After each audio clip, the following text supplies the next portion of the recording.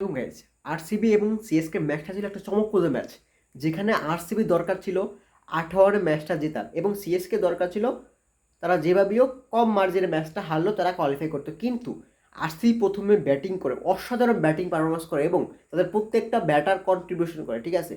তারপরে তারা 218 রান বোর্ডে দেয় এবং 219 রানের টার্গেট দেয়। কিন্তু সিএসকে দরকার ছিল মাত্র 201 রান। যদি 201 রান তারা করতে পারতো তারা অটোমেটিক কোয়ালিফাই করে যেত, তারা হারলেও কোনো সমস্যা ছিল না। কিন্তু সেই দিকে আরসির বলাররা দুর্দান্ত বোলিং করেছে। চেন্নাই একটা ছোট গ্রাউন্ড, সেখানে চেস করা অনেক ইজি।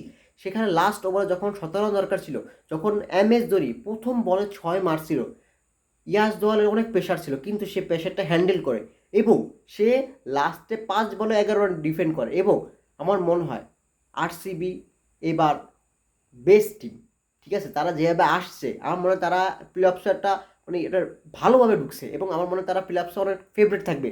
মানে এবার আইপিএল জেতা তারা অনেক ফেভারিট থাকবে আমার মনে হয়। ইসা লাগ আপনার